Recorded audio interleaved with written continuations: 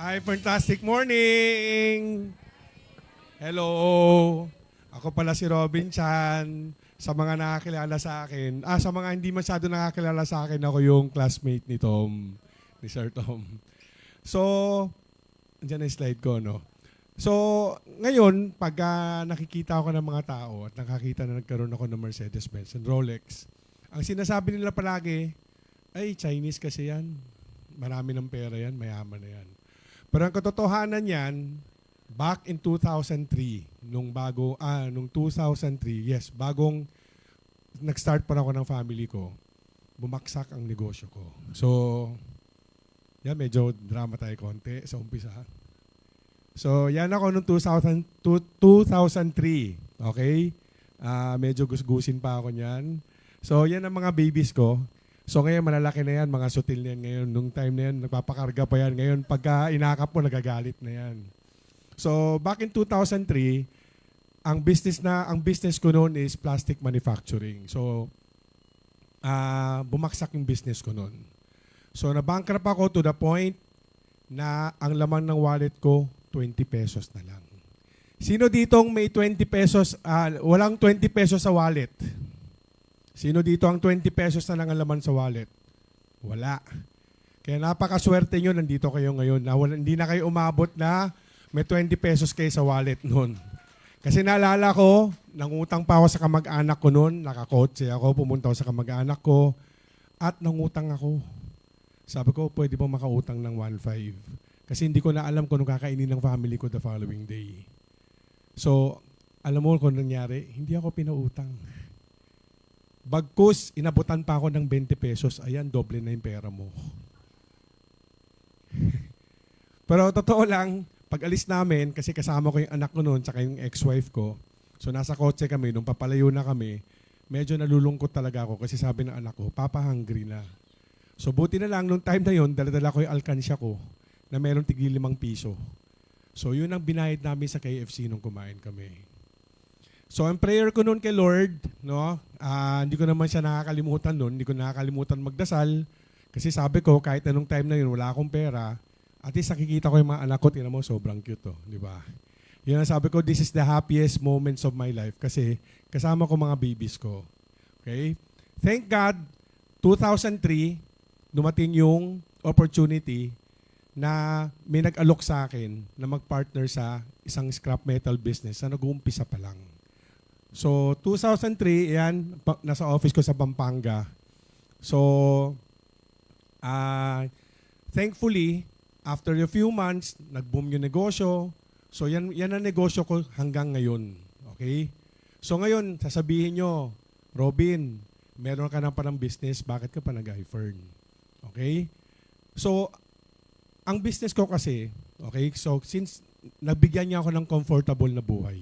So, for 20 years, napapag-aral ko yung anak ko, may konting luxuries on the side, pero kulang pa rin. Pakiramdam ko kulang pa rin, kaya hindi pa rin ako naka-afford ng mga ibang luxuries like kotse and watches, di ba? So naghahanap palagi ako ng second income. Kasi naniniwala ako, kailangan natin ng multiple streams of income. Tama? Okay? Sa mga nag-o-office, kahit na sa mga nagbi-business, minsan kailangan nyo ng second income para feel nyo na magkasya yung kinikita nyo. Kasi palaging feeling nyo hindi enough. Tama? Okay? So nakikita ko, tulad niya si Ronaldin, nag-sideline din, no, di ba? Kasi kailangan talaga marami tayong streams of income. Okay? So kaya, I turned to coaching. So noong 2009, nag-cruise ulit ng landas namin ni Tom. Si Tomani kasi, classmate ko siya nung elementary. So malilit pa lang kami. Actually, hindi siya umabot sa maliit kasi matangkad na siya dati pa. So mas malaki na talaga siya sa akin. Okay? So yung lagi niya kinikwento na galing siya sa mayaman na pamilya, which is true. Kasi meron akong story tungkol kay Tom na mapupulutan nyo rin ng aral. Si Tom kasi nung bata siya, lagi niya ini-invite sa bahay nila. So yung mama niya nagluluto ng spaghetti. So sino sa inyo nakakain ng spaghetti? Lahat naman siguro, di ba? So ano usually pag naghahanda kayo sa bahay, di ba kinakayas nyo yung keso? Di ba? Kinakayas nyo tapos nilalagay ko. Pero kay Tomani iba. meron siyang pinubudbud na galing sa bote. So sabi ko, ano to?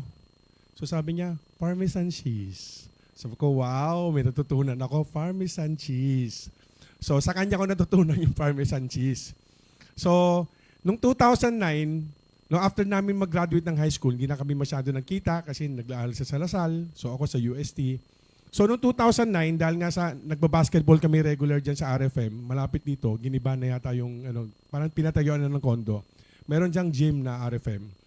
So, regular kami naglalaro every Sunday. So ngayon, nung time na yon, nagbuo siya ng team na isasali niya sa PBL. Sino sa inyo familiar sa PBL? Alam nyo PBA, di ba? So, ito yung PBL, yan yung dating liga na before mag-PBA, nagpi-PBL mo ng mga players, di ba? So, nung nakita ko, nalaman ko kay Tom na merong isang team na sasali ng PBL, nakiusap ako sa kanya, sabi ko, Tom, baka naman pwedeng isama mo ko sa coaching staff yan, kahit walang bayad. Gusto ko lang ma-experience kung ano yung pakiramdam na nasa big league. So, siyempre, kinausap ni Tom yung coach niya, which is si Bal David. Familiar ba kay Bal David? Yes, si Bal David, si The Flash. So lumapit siya kay Bal David, sabi niya, Coach, meron pa bang available slot sa team niyo? Sa tingin niyo, pag yung may-ari nang tatanong, ano yung sasagot ng coach? Sabihin niya, wala, di ba? Sorry boss, wala na di ba?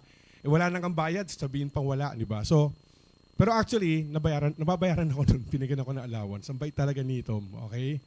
So, ito yung experience ko sa PBL noon. It opened doors for me. Itong picture na to, ito yung kinuupuan nyo ngayon. This is around 2010. Nagkaroon kami ng meeting, okay, with the University of Santo Tomas Growling Tigers sa UAP. So, nag-sponsor si Ferncy noon. So, dito kami nag-press con niya yung lugar na yan. Yan yung long table.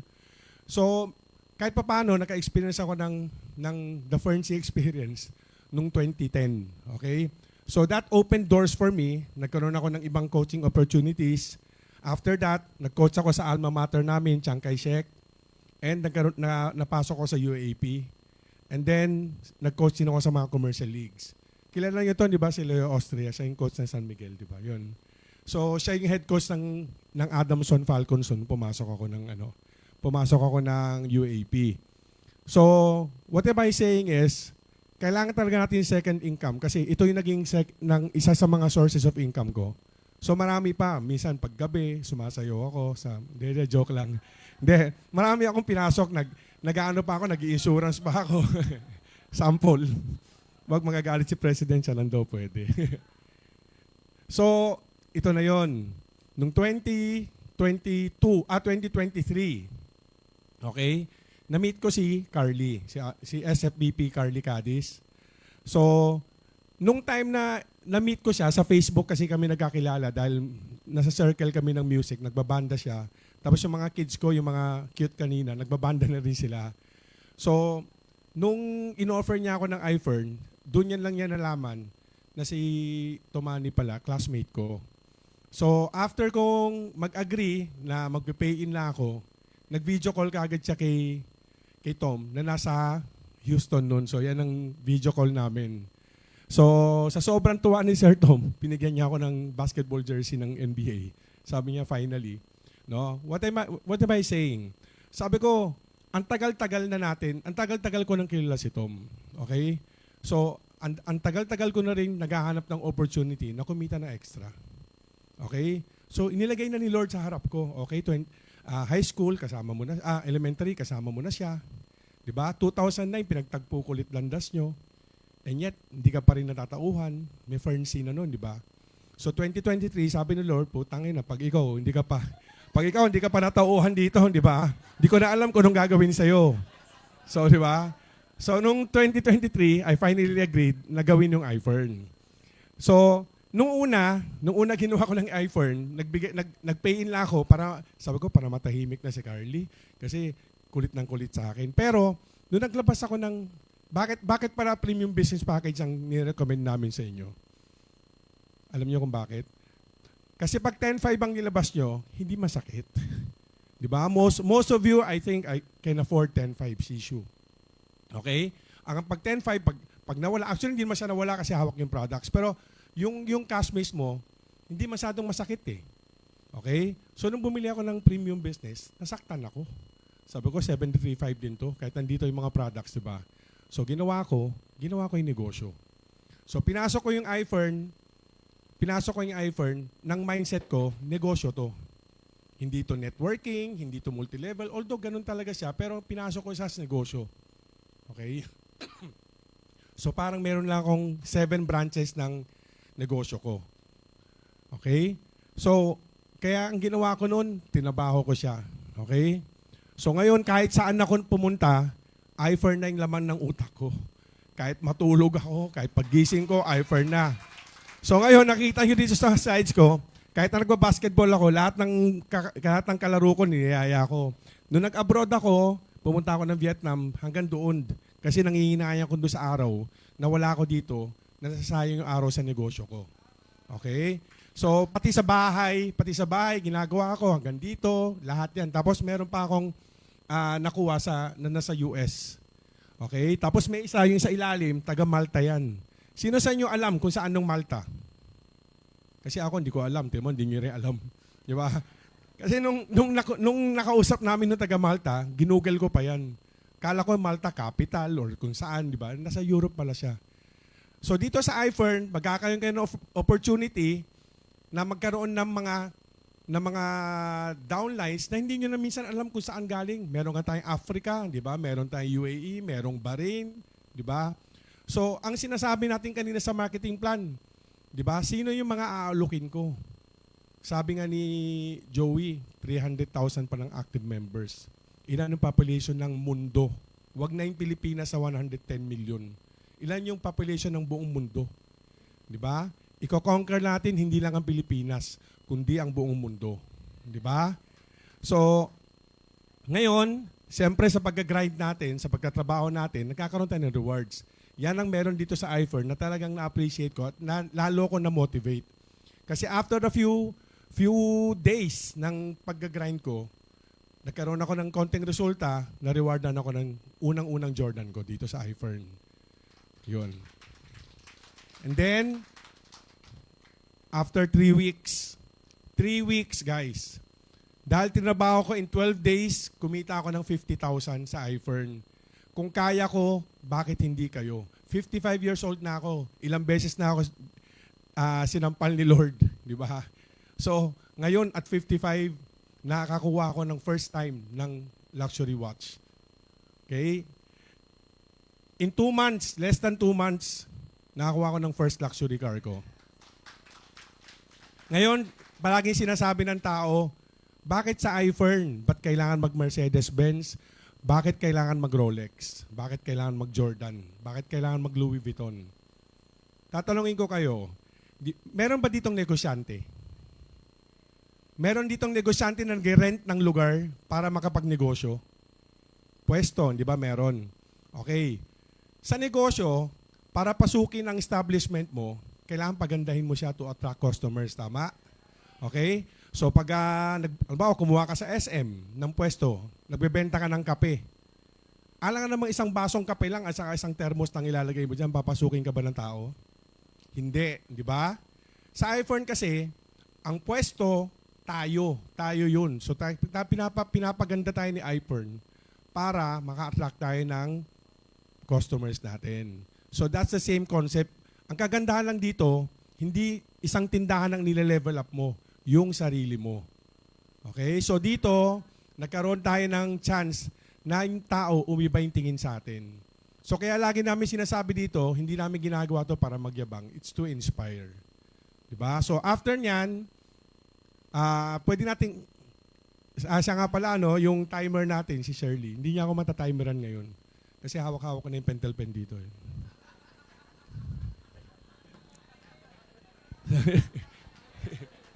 Di ba? Hindi niya masusulat yon. Pero naurasan ko naman. Kailangan advance kayo mag-isip, di ba? So, so pwede nating i-play kasi hindi naman mahaba na oras ko. Play lang natin kahit yung first. Pwede,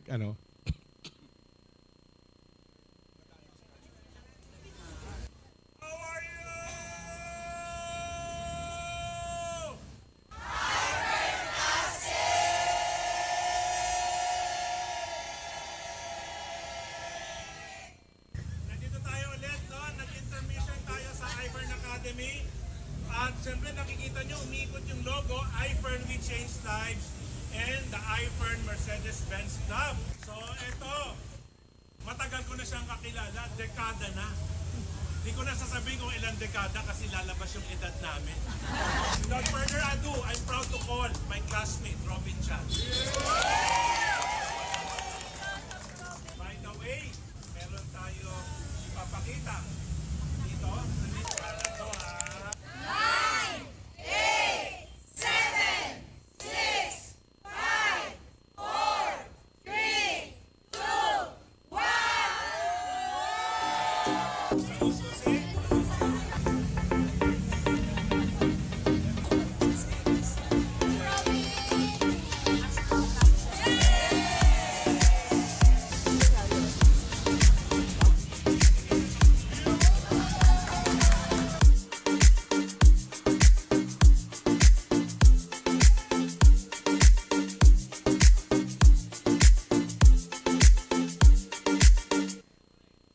Yan.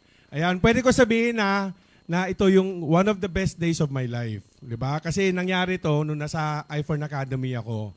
Parang third session yata namin o fourth. No? At saka napaka-memorable kasi sobrang supportive ng mga classmates ko dito. So nandito yung mga classmates ko, nakikita ko kayo ha. Sobrang thank you sa inyo. Ngayon, bakit best day yun? Walang pansulat si Shirley. Ito, play ko lang yung second video kasi para pakita ko lang sa inyo kung ano yung capable nyo gawin sa iFern, lalo na sa mga magpapamember pa lang dito. Papakita ko sa inyo, it's possible. So, well, can you play the second video?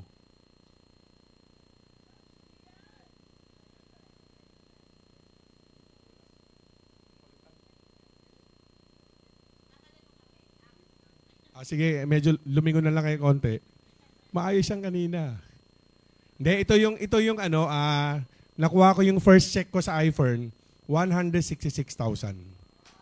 So, yan ang first check ko. No? Medyo maliit lang yan compared sa mga idol PDs ko dyan sa likod. Pero, proud ako dahil at least yung start ko nakapag top D, which is kaya nyo rin. Okay? So, ngayon, wag na natin replay yung pangatlo kasi yung nagbibilang ng milyones yung nung nakapag-sell superstar ako. So pagdating ko dito sa iFern, sinabi ko sa sarili ko, ayoko maging ordinaryong iFern member lang. Okay? I want to excel. Okay? Sana pagpasok nyo, ganun din ang mindset nyo. Na hindi lang ako makukontento sa 5,000 na kita isang buwan, 10,000 kita isang buwan. Habulin natin 6 digits, 7 digits isang buwan. Diba? Kailangan mataas ang pangarap nyo. Kailangan ambisyoso at ambisyosa kayo. Okay? So, nakuha ko tong team builder just a few weeks ago. Kasabay ko si Up Mario. Tsaka si Donnie kaya halos sabay kami. Proud ako dahil nakuha ko yan in 3 months. Okay, 100 cycles in 3 months. Alam ni Mario yan kung gaano kayang gawin, gaano ka posibleng gawin, di ba? Kayang gawin. So kaya minsan may mga nakakausap ako, sabi nila, ay tagal ko ng builder, ang tagal ko ng team builder. Huwag kayong mawawala ng loob kasi nga nakalagay sa marketing plan natin, no demotion. Di ba? So, no time frame. Di ba? So, gagawin nyo yan at your own time. Pero kung gusto yung mabilis, kaya rin siya. Okay? So, ngayon, gusto kong pakita sa inyo ang dalawang taong pinagkakautangan ko ng loob. Okay? Si Tom at si Mama Dam Kim. Si Tom, siyempre matagal ko nang kilala, di ba? Kaya medyo alam ko na kung sino siya di ba? Pero si Mama Dam Kim, nakalagay dito nung nag-post ako sa Facebook, I've never met Mama Dam Kim before I joined iFern. But I can tell you this, she was responsible for Tomani's amazing transformation. And oh, how he transformed. Nakita nyo kanina mga pictures kung ano itsura ni Sir Tom dati, di ba? Naka-corporate siya, malinis naman, di ba? Pero nung nakilala niya si Mama Dam, nakita nyo kung paano siya nag-level up pa. So, what am I trying to say? Na kahit na ganun kayo sa stage ng buhay nyo ngayon, meron pa tayong i-level up. Kay bata kayo, kay may edad na kayo, pwede pa tayong mag-level up. So, kung ngayon feeling nyo kumikita kayo maliit, pwede pa nating i-level up yan. So, ngayon, masyadong malaki yung pasasalamat ko kay Sir Tom at kay Mama Dam Kim sa tiwala nila. Okay? and paano nila i-market yung brand natin para mas madali nating ibenta yung iFern sa mga tao. Okay? So, ang last slide ko dito, nakalagay pa pala dito, behind every successful man is a woman. Sino nag-a-agree dito? Di ba? Nag-a-agree kayo? Ako wala pa niyan. Okay? So, nagdarasal ako kay Lord na lahat nakuha niya yung prayers, nakuha ko yung prayers na pinay ko sa kanya. Yan na lang kulang, di ba? Joke lang. So, ngayon, to end, no, last na. Nandito sa akin yung pentel pen na. Last na. Nawala. Tinanggal na. Sandali. Yan. Nagpo-post kasi ako regularly. Nagpo-post ako regularly. Nahanap mo yan, ha? Nagpo-post ako regularly sa Facebook kasi naturuan ako sa iFern Academy na lahat tayo brand. So, importante yung branding sa atin. So, meron akong ginawa din sa, inspired by Tomani Talks. Gumawa ako ng mema ni Robin. So, isa to sa mga pinost ko, gamitin yung gifts nyo. Di ba? Sa ayaw nyo at sa gusto. Di ba? Kung maganda ka, magaling magsalita, matalino, mayaman, gamitin nyo yan to your advantage. Okay? Minsan sabihin nyo, hindi naman ako kagandahan. Pero lahat tayo maganda. Di ba? Lahat tayo pogi sa mata ni Lord. Di ba? Mata ni Lord kasi malinaw. Mata natin di masyado malinaw. Di ba? Pero yan ang sinasabi ko, whatever gifts na binigay sa atin, di ba? Ang chance na binigay sa atin ni Lord na nandito tayo lahat ngayon. Di ba? Whether kayong kusa pumunta or may nag-aya sa inyo, be thankful. Yun lang masasabi ko. Thank you. Thank you sa oras. That's my part. Okay, bye-bye.